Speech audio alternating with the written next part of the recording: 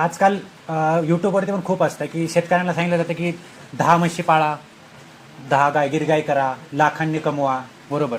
तर तुम्हाला काय वाटतं, म्हणजे फक्त 10 म्हशी पाळणं किंवा गाया करणं हेच एक हे आहे का?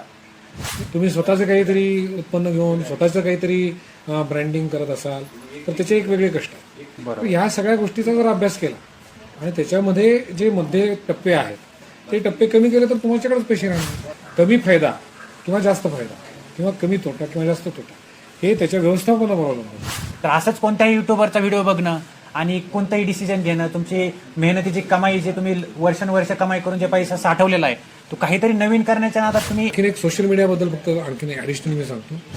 आपल्या मराठीत म्हणतो तन मन धन. पैसे आहेत म्हणून नुसतं काही होत नाही, नुसतं मनात वाटतंय म्हणून होत नाही, नुसती शारीरिक क्षमता आहे म्हणून होत नाही. त्या तिघांचाही योग्य बॅलन्स असायला पाहिजे. तर नमस्कार शेतकरी बांधवांनो, साधा बळा शेतकरी चॅनलवरती तुमचे स्वागत आहे. आज आम्ही आलो होतो अभिनव फार्म्सला व्हिजिट द्यायला. तिथे आम्हाला चितळे बंधू भेटलेले आहेत आणि याचा म्हणजे एक त्यांना मी विचारलं की आमच्यासोबत मुलाखत करणार का, तर त्यांनी लगेच हो म्हणले. आणि आम्ही इन्स्टंटली एक रियालिटी, आपल्या चॅनलवरती रियालिटी सांगत राहतो आपण आणि त्यालाच लोक सपोर्ट करतात, रियालिटी सांगतो म्हणून. तर अचानक ठरवलं, स्क्रिप्ट नाही आहे, काही नाही, आम्ही डायरेक्टली त्यांना प्रश्न करतो. तर धन्यवाद तुम्ही चान्स दिल्याबद्दल आम्हाला. तर साधा बळा शेतकरी चॅनलवरती स्वागत आहे तुमचं पण.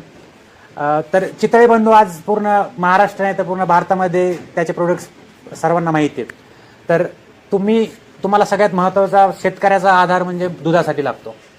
तर तुम्ही काय अपेक्षा ठेवता शेतकऱ्यांकडून, की तुम्हाला कोणते शेतकऱ्यांकडून तुमच्या अपेक्षा काय आणि तुम्हाला काय अडचणी येतात शेतकऱ्यांना कॉन्टॅक्ट करताना किंवा प्रोडक्ट्ससाठी? आमचा हा दुधाचा धंदा आहे गेली 86 वर्ष चालू, 4 पिढ्या व्यवसाय चालू आहे. शेतकरी 4 पिढ्यांचे शेतकरी आमच्याबरोबर आहे. त्यामुळं अपेक्षा हा प्रश्न कदाचित मी बरोबर समजणार नाही, पण एकमेकांकडनं एकमेकांच्या बरोबर जे संगनमत चांगल्या अर्थाने म्हणू की शेतकरी शेतीचा व्यवसाय म्हणून काम करतो, त्याच्यातलं उत्पन्न त्याला योग्य बाजारपेठ मिळवून देणं, त्याला योग्य हमीभाव मिळवून देणं, याच्यासाठी आम्ही प्रयत्न करतो. अशी ही एकत्रित व्यावसायिक इकोसिस्टम आहे, ती गेली 86 वर्ष काम करते. आणि त्याच्यामध्ये जे बदल आहेत, आता नवीन नवीन तंत्रज्ञान आलेलं आहे, ग्राहकांच्या मागण्यांमध्ये बदल होतो आहे, आपली जी लाईफस्टाईल आहे ती बदलते आहे. त्याच्याप्रमाणे जे जे बदल अपेक्षित आहे किंवा तंत्रज्ञानाची जी इंटरव्हेन्शन्स आहेत ती अपेक्षित आहे, ती शेतकऱ्यांनी घ्यावीत, विकसित करावीत. त्याच्यासाठी आम्हीही त्यांना वेगळी तंत्रज्ञान शिकवत असतो, त्यांच्यापर्यंत पोचवत असतो. ते त्याच्यामुळे इव्हॉल्व होतात, एफिशियन्सी त्यांची वाढते, प्रोडक्टिव्हिटी वाढते आणि उत्पादकता वाढवून जास्तीत जास्त फायदा आपल्या व्यवसायातून मिळवायला पाहिजे, हे शेतकऱ्यांनी शिकलं पाहिजे आणि आमचा शेतकरी तसं तो शिकतो. बरोबर. आणि आजकाल यूट्यूबवरती पण खूप असतं की शेतकऱ्यांना सांगितलं जातं की 10 म्हशी पाळा, 10 गिरगाई करा, लाखांनी कमवा, बरोबर. तर तुम्हाला काय वाटतं, म्हणजे फक्त 10 म्हशी पाळणं किंवा गाया करणं हेच एक हे आहे का? आता कुठलाही व्यवसाय तुम्ही करत असाल तर त्याचं विक्री व्यवस्था बघणं महत्त्वाचं असतं. जर तुम्ही विक्री व्यवस्थेसाठी एखाद्या वेल नोन ब्रँड किंवा डेअरीमध्ये कनेक्टेड असाल तर ते दूध घेणार, बाजारभावाने विकत घेणार आणि पुढे प्रोसेसिंग करून बाजारभावाने विकणार. तुम्ही स्वतःचं काहीतरी उत्पन्न घेऊन स्वतःचं काहीतरी ब्रँडिंग करत असाल तर त्याचे एक वेगळे कष्ट आहेत. बरोबर. तर ह्या सगळ्या गोष्टीचा जर अभ्यास केला आणि त्याच्यामध्ये जे मध्ये टप्पे आहेत ते टप्पे कमी केले तर तुमच्याकडेच पैसे राहणार. शेवटी कमी प्रमाणात तुमचं जर जनावरं असतील, व्यवस्थापन तुमचं असेल, तुम्हीच प्रॉडक्ट करता आणि एका छोट्या मार्केटमध्ये जाऊन तुम्हीच ते विकताय, असं जर असेल आणि त्याला जर हमीभावाने किंवा एक हमीप्राप्त अशी बाजारपेठ मिळाली तर सगळा फायदा तुम्हाला, या अर्थाने तो फायदा मिळतो. पण ज्यांना ते शक्य नाही, त्यांना जे पर्याय अवेलेबल आहेत मार्केटमध्ये त्याच्यामध्ये ती भाव मिळतात का, त्याच्यामध्ये आपण शाश्वत राहू शकतो का, हे बघितलं पाहिजे. व्यवस्थापन चांगलं असेल तर इथे शेतकऱ्याला फायदाच मिळतो, तोटा होत नाही. कमी फायदा किंवा जास्त फायदा किंवा कमी तोटा किंवा जास्त तोटा हे त्याच्या व्यवस्थापनावर अवलंबून आहे. आणि त्याच्यासाठी आमच्यासारखे ब्रँड भरपूर काम करतात. आम्ही एक व्हेंडर डेव्हलपमेंट प्रोग्रामसारखा आम्ही त्यांच्यावर ट्रेनिंग घेतो, त्यांना वेगळं तंत्रज्ञान आम्ही सांगतो. सॉर्टेड सिमेंट असू दे, लसीकरण असेल, मुक्त गोठा व्यवस्थापन असू दे, या सगळ्या गोष्टींमुळं चांगलं दूध यावं, रेसिड्यू फ्री दूध यावं, की जे मार्केटमध्ये तेच आता महत्त्वाचं ठरणार अगदी आहे. तर याच्यासाठी आपण प्रयत्न करत असतो. चांगला फायदा नक्की शेतकऱ्यांना. म्हणजे आज एवढे वर्ष दूध उत्पादन, चितळे प्रोडक्ट ह्याच्यामध्ये काम करून यांच्या बोलण्यातून एकच समजतं की तुम्ही रिसर्च करणं, मार्केटिंग करणं आणि तुम्ही किती कष्ट घेतात त्यासाठी ते खूप गरजेचं आहे. तर असंच कोणत्याही युट्यूबरचा व्हिडिओ बघणं आणि कोणतंही डिसिजन घेणं, तुमची मेहनतीची कमाई, जे तुम्ही वर्षानुवर्ष कमाई करून जे पैसा साठवलेला आहे तो काहीतरी नवीन करण्याच्या नादात तुम्ही म्हणजे लगेच ट्राय करण्यात अर्थ नाही आहे. तुम्ही वेगवेगळ्या जागा व्हिजिट केले पाहिजे. तुम्ही मोठ्या मोठ्या लोकांचे तुम्ही एक आदर्श म्हणून एक व्हिडिओ बघितले पाहिजेत. निगेटिव्ह पॉझिटिव्ह दोन्ही साईड बघितले पाहिजे.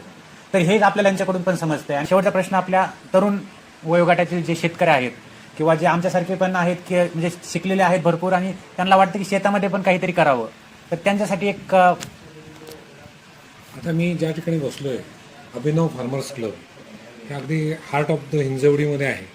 आणि इथं मी बरीच मुलं बघितली की जी IT मध्ये आहेत पण बॅक टू अर्थ शेतीत परत येण्यासाठी विचार करतात आणि तर त्या ध्यासाने इकडे येत आहेत.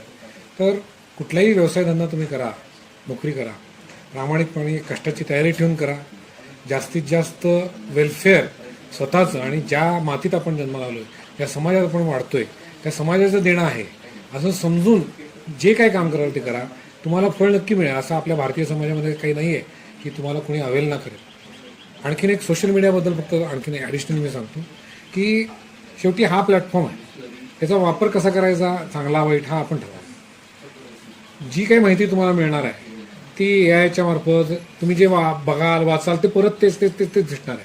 त्यामुळे त्याच्यातलं काही चांगलं, काही वाईट, जो एखादा YouTube 10 लाख रुपये मिळतील म्हणून सांगतो तो काही वाईट असतो असं नाही, पण त्याचं तुमच्या कॉन्टेक्स्टमध्ये काय आहे, बरोबर, तुम्ही त्याच्यामध्ये ते सगळे रिसोर्सेस कनेक्ट करू शकताय का, ते सगळे डॉट कनेक्ट करू शकताय का आणि त्यांच्या एवढी मेहनत घेऊ शकताय का, ही जर तुम्ही खात्री केली, पूर्ण अभ्यास केला, अर्धवट अभ्यासाने अर्धवट ज्ञानाने नुकसानच होतं. पूर्ण अभ्यास करा, थोडा बाईट घ्या, मोठं स्वप्न बघा, पण छोट्याने सुरुवात करा, ते टेस्ट करा, ते इम्प्रूव्ह करा, त्याच्यामध्ये तुमची कपॅसिटी बिल्ड करा. स्वतः करत असेल तर स्वतःची कपॅसिटी त्याच्यात बिल्ड व्हायला पाहिजे. आपल्या मराठीत म्हणतो तन मन धन. पैसे आहेत म्हणून नुसतं काही होत नाही, नुसतं मनात वाटतंय म्हणून होत नाही, नुसती शारीरिक क्षमता आहे म्हणून होत नाही. त्या तिघांचाही योग्य बॅलन्स असायला पाहिजे. सोशल मीडियामधनं माहिती घ्या, त्याच्यातनं मिळणारच. आज तुझा पण चॅनल आम्ही सोशल मीडियामार्फतच जातोय. त्यामुळे ते माध्यम वाईट नाही, या माध्यमाचा वापर आपण कसा करतो याच्यावरनं त्या माध्यमाची उपयुक्तता ठरते. आपण ठरवायचं आहे चांगलं बघायचं का वाईट बघायचं. त्यामुळे तुम्ही सत्यता पडताळा, त्याच्यात आपल्या दृष्टिकोनातनं त्याचं काय आहे ते बघा. आणि मला आनंद आहे की मी एका युनिव्हर्सिटीमध्ये प्रोफेसर ऑफ प्रॅक्टिस म्हणून मुद्दा होऊन जातो, तिथल्या फूड टेक्नॉलॉजीच्या मुलांशी बोलतो. आत्ताच्या यंग जनरेशनला असं काही हे नाही आहे. मी उलट चांगलं म्हणतो. जनरली काय होतं, आमच्या वेळेस असं असतं असं म्हणणारे लोक मला जास्त भेटतात, पण मी उलटं म्हणतो की आत्ताच्या जनरेशनच्या मुलांना अभ्यास चांगला आहे, त्यांचं उलट लर्निंग मधनं शिक्षण झालं टीचिंगपेक्षा. त्याच्यामुळे ते कितीही मोठे झाले, किती लहान राहिले, वयाने असू देत, बुद्धीने असू देत, कुठल्या काम करतायत तिथं असू देत, पण त्यांची उत्सुकता ही पूर्वीपेक्षा उलट जास्त आहे. नवीन काहीतरी बघायची त्यांची तयारी आहे. आणि ही तयारी तुम्ही जितके दिवस ठेवाल आणि ह्या तयारीचा उपयोग स्वतःच्या डेव्हलपमेंटसाठी जितका कराल तेवढं तुमचं आयुष्य जास्त सुखकर होणार असं मला वाटतं. अगदी बरोबर. म्हणजे तुम्हाला समजलं असेल की एवढ्या एक्सपिरियन्स नंतर, एवढ्या लाखो करोड रुपयाच्या एवढ्या मोठ्या अंपायर नंतर, म्हणजे बिझनेस नंतर पण आज तुम्हाला काय सांगतात ते की कोणतंही डिसिजन घेण्याआधी एक रिसर्च करा आणि तुम्हाला जेव्हा कॉन्फिडन्स येईल की ओके मी आता करू शकतो, तेव्हाच तुम्ही त्यामध्ये इन्व्हेस्ट करा. त्यांचंही तेच म्हणणं आहे आणि मीही माझ्या व्हिडिओजमध्ये तेच सांगण्याचा प्रयत्न करतोय की साध्या भोळ्या शेतकऱ्यांनी अभ्यास करून शेतीमध्ये प्रयोग केले पाहिजेत, उगाच काही करून फसू नयेत. आणि आज माझं नशीब आणि तुमचंही नशीब, आपल्याला चितळे सर एकदम कॅज्युअली भेटलेले आहेत आणि नशीब काय की त्यांनी इंटरव्ह्यू पण दिला आपल्यासोबत. आणि हे अभिनव फार्मचे प्रॉडक्ट खात ऑर्गॅनिक आणि आम्ही अभिनव फार्म्समध्ये आहे, त्याचाही व्हिडिओ मी टाकणार आहे युट्यूबवरती. तर धन्यवाद आपला सपोर्ट केल्याबद्दल आणि तुम्ही एवढं हे केलं. वडीलधाऱ्यांसारखे मला खूप आनंद झालेला एकदम, कारण की मला वाटलं नव्हतं अनपेक्षित इंटरव्ह्यू होईल आपल्या चॅनलवरती. तर धन्यवाद, भेटू परत.